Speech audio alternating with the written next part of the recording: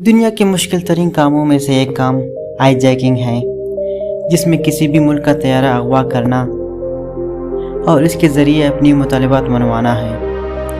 آئی jacking جیسی جرم اول تو کسی خاتون کا ملوث ہونا ہی حیرت کی بات ہے، لیکن کسی نوجوان لڑکی کا جہاز آئی جیک کرنا، پھر پلاسٹک سرجری سے اپنی شکل تبدیل کرانا اور ایک بار پھر آئی جیکنگ کرنا، یہ تو یقینی ایسی حیران کن کہانی ہے جو فلمی لگتی ہے۔ لیکن دنیا میں یہ واحد مثال فلسطینی خاتون لیلا خالد ہے، جس نے ایک نہیں 2 بار جہاز آئی جیک کیا۔ لیلا خالد بچپن میں ہی فلسطین کی آزادی تحریک میں شمولیت اختیار کی اور دیکھتے ہی دیکھتے ایک متحرک کارکن بن کر سامنے آئی۔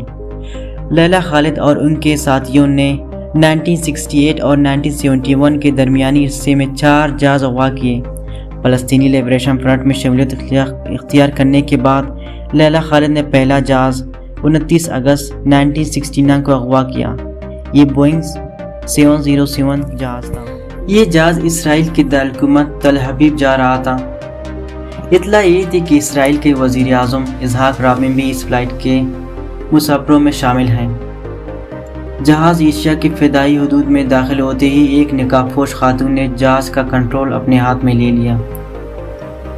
اس نے پائلٹ کو حکم دیا کہ فلسطینی شہر یفا کے اوپر سے پرواز کرتے ہوئے جہاز کا رخ دمشق کے شہر موڑ دو۔ لیلا خالد: دمشق جانے سے پہلے میں اپنی جائے پیدائش وطن مالوف یفا کو دیکھنا چاہتی ہوں۔ خاتون اور اس کے ساتھیوں اسلحہ سے مسلح تھے۔ پائلٹ نے حکم کی تعمیل کی، جہاز دمشق میں اتار لیا گیا۔ مسافروں کو یرغمال بنا کر فلسطین کی آزادی کا مطالبہ کیا گیا۔ پوری دنیا کی توجہ فلسطینیوں پر صہیونی مظالم کی طرف مبذول ہوئی۔ مذاکرات کے بعد اسرائیلی جیلوں میں فلسطینی قیدیوں کی رہائی اور آئی جیکروں کی بحفاظت واپسی کی شرائط پر تمام یرغمالیوں کو رہا کر دیا گیا۔ دنیا بھر کے ٹیلی ویژن چینلوں اور اخبار اتنے لیلا خالد کے انٹرویو نشر اور شائع کیے کہ وہ عالم اسلام کے آنکھ کا تارا بن گئی۔ ان کی تصویروں کو اتنی شہرت ملی جو اس سے پہلے کسی مسلمان خاتون کو نہیں ملی تھی۔ مقبولیت کا یہ حال تھا کہ یورپ میں رہنے والے لڑکیوں نے اس کے اسٹائل کو بالوں سے لے کر اسکارف اور لیلا جو انگوٹھی پہنتی تھی اپنایا۔ اس کے ہاتھ میں ایک انگوٹھی ہوا کرتی تھی جس میں کوئی پتھر نہیں، گولی جڑی ہوئی تھی۔ پہلی آئی جیکنگ کے بعد اس نے اوپر تلے 6 بار پلاسٹک سرجری کروائی اور اپنی صورت مکمل طور پر تبدیل کر لی۔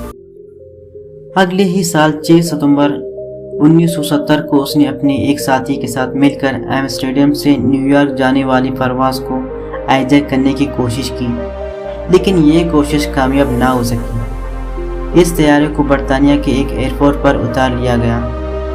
لیلا کے ساتھی کو گولی مار کر ہلاک کر دیا گیا، جبکہ اسے گرفتار کر لیا گیا۔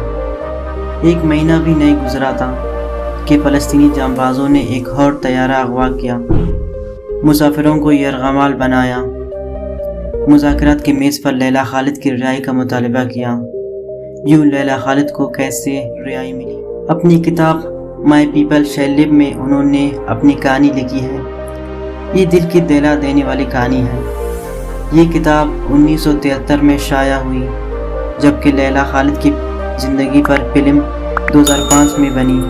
فلم کا نام لیلا خالد آئی جیکر ہے اور اسے ایمسٹرڈیم کی فلمی میلے میں بڑی پذیرائی ملی۔